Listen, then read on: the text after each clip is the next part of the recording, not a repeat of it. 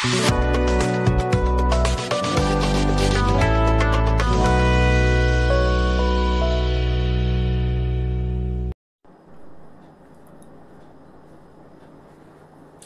नमस्कार दोस्तों, कैसे हैं आप। तो आज देखेंगे हम मध्य प्रदेश के जिला न्यायालय के बारे में बात करेंगे। इसके पहले हमने हाई कोर्ट से संबंधित वीडियो देखे, उच्च न्यायालय देखे, है ना। उच्च न्यायालय देखे, उच्च न्यायालय से संबंधित अनुच्छेद देखे, उच्च न्यायालय के प्रावधान देखे, प्रथम न्यायाधीश कौन थे, द्वितीय कौन थे, उनका गठन देखे, वेतन भत्ते देखे। अब बात करेंगे हम जिला न्यायालय के बारे में। तो चलिए देखते हैं जिला न्यायालय क्या होते हैं, है ना। तो आज का टॉपिक है हमारा जिला न्यायालय, डिस्ट्रिक्ट कोर्ट बोलते हैं जिसको, है ना, डिस्ट्रिक्ट कोर्ट बोलते हैं। तो इससे संबंधित अनुच्छेद देख लेते हैं, किस अनुच्छेद के अंतर्गत जिला न्यायालय की स्थापना की जाती है। तो भारतीय संविधान के अनुच्छेद 233 के अंतर्गत जिला न्यायालय की क्या कर दी जाती है, स्थापना कर दी जाती है ना। तो अनुच्छेद 233 के अंतर्गत उच्च न्यायालय के अधीनस्थ जिला न्यायालय की स्थापना की जाती है, ठीक है।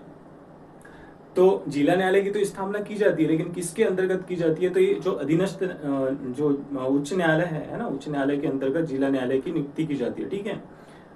तो जिला न्यायालय की स्थापना की जाती है, लेकिन वो किसके अधीनस्थ होता है, उच्च न्यायालय के। इसके पहले वाले वीडियो में भी हमने बताया था कि जो उच्च न्यायालय किसके अधीनस्थ होते हैं, सुप्रीम कोर्ट के, उच्चतम न्यायालय के, है ना। वैसे ही क्या होते हैं, जो जिला न्यायालय होते हैं वो उच्च न्यायालय के अधीनस्थ होते हैं, ठीक है। तो 233 के अंतर्गत जिला न्यायालय की क्या कर दी जाती है, स्थापना कर दी जाती है, ठीक है। तो अनुच्छेद 233 के अंतर्गत जिला न्यायालय के न्यायाधीश की स्थापना कर दी जाती है, ठीक है। अब जिला न्यायालय के न्यायाधीश की तो स्थापना कर दी है, लेकिन इसमें जो न्यायाधीश है, इसके जो न्यायाधीश है, इसकी नियुक्ति कौन करता है, तो इसकी नियुक्ति कौन करेगा, राज्यपाल करेंगे, ठीक है। तो जिला न्यायालय के न्यायाधीशों की नियुक्ति कौन करता है, राज्यपाल करता है, ठीक है। और इसके पहले क्या देखे थे, उच्च न्यायालय के न्यायाधीशों की नियुक्ति कौन करता है, राष्ट्रपति करता है, ठीक है। उच्च न्यायालय के राष्ट्रपति की उच्च न्यायालय के जो न्यायाधीश है, मुख्य न्यायाधीश और अन्य न्यायाधीश, उनकी नियुक्ति कौन करेगा, राष्ट्रपति करेंगे। और जो सुप्रीम कोर्ट है, उच्चतम न्यायालय, उनके न्यायाधीश की नियुक्ति कौन करेंगे, उनकी भी राष्ट्रपति करेंगे। लेकिन जो जिला न्यायालय होते हैं, उनके जो न्यायाधीश होते हैं, उनकी नियुक्ति कौन करेंगे, राज्यपाल करेंगे, ठीक है। तो अनुच्छेद 233 के अंतर्गत जिला न्यायालय के न्यायाधीश की नियुक्ति कौन करते हैं, राज्यपाल करेंगे, ठीक है।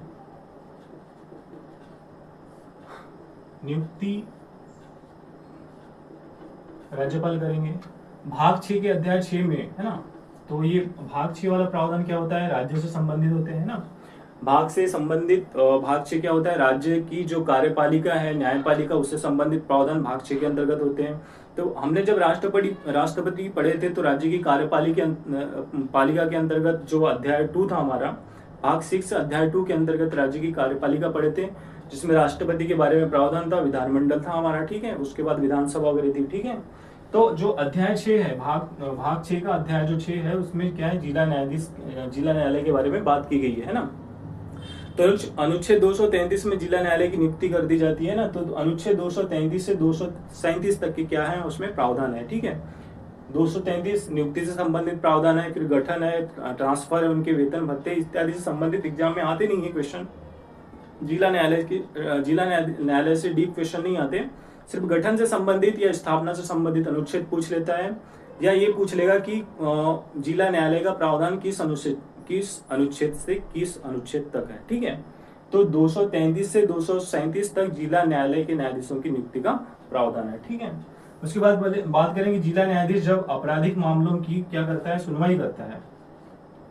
तो जिला न्यायाधीश है जो आपराधिक मामलों की सुनवाई करेगा, तो उसे कौन सा न्यायालय बोलेंगे, सत्र न्यायालय। जो न्यायालय जब आपराधिक मामलों की सुनवाई करता है, तो उसे क्या बोलते हैं, सत्र न्यायालय करते हैं, ठीक है। और जब दीवानी मामलों की सुनवाई करता है, तो उसे क्या बोलेंगे, न्यायालय बोलेंगे, ठीक है। जब न्यायाधीश आपराधिक मामलों की सुनवाई करता है, तो उस न्यायालय को क्या बोलेंगे, सत्र न्यायालय, है ना। उस न्यायाधीश को क्या बोलेंगे, सत्र न्यायाधीश, और उस न्यायालय को क्या बोलेंगे, सत्र न्यायालय, ठीक है।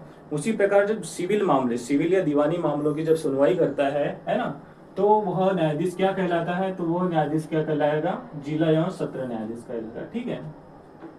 और वो न्यायालय कौन सा कहलाएगा, जिला एवं सत्र न्यायालय, ठीक है।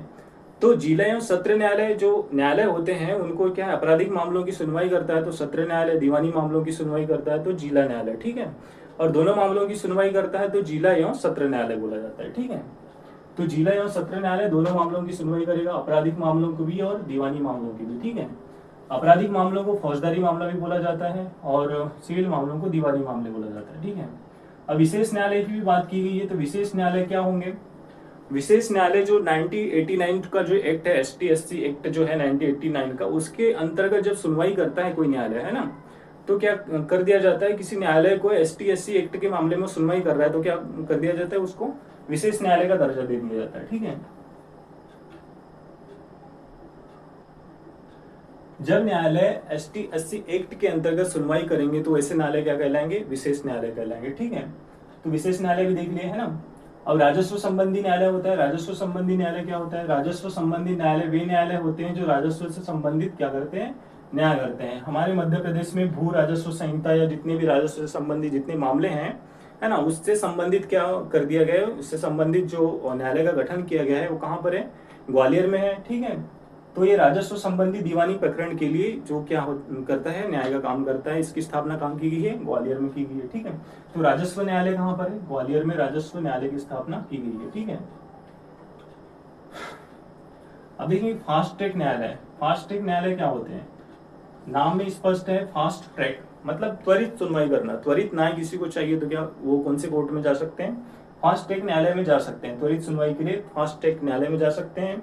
और इसका गठन कब किया गया, 1 अप्रैल 2001 को फास्ट ट्रैक न्यायालय की क्या कर दी जाती है, स्थापना कर दी जाती है। ठीक है, तो 1 अप्रैल 2001 को फास्ट ट्रैक न्यायालय जो आपराधिक मामलों में जो त्वरित न्याय के लिए जो अप्लाई किया जाता है वो फास्ट ट्रैक न्यायालय में अप्लाई किया जाता है।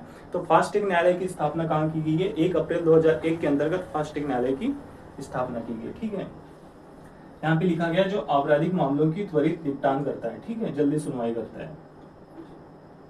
अब देखते हैं कुटुंब न्यायालय क्या होता है। कुटुंब न्यायालय इसको क्या बोलते हैं, पारिवारिक न्यायालय, है ना। जो परिवार से संबंधित जितने भी विवाद होते हैं वो कुटुंब न्यायालय में सुनवाई करने के लिए प्राथमिक तौर पे कुटुंब न्यायालय में सुनवाई करने के लिए जाते हैं। ठीक है, तो जब कुटुंब न्यायालय की स्थापना की गई तो किस अधिनियम के अंतर्गत की गई है। ठीक है, तो कुटुंब न्यायालय की जो स्थापना है 1935 का जो एक्ट है, ठीक है, 1935 के एक्ट के अंतर्गत सभी संभागीय मुख्यालय, मध्य प्रदेश में 10 संभाग हैं, तो सभी संभागीय मुख्यालय में क्या है, ये कुटुंब न्यायालय है, जिसको क्या बोलते हैं, परिवार न्यायालय भी बोलते हैं।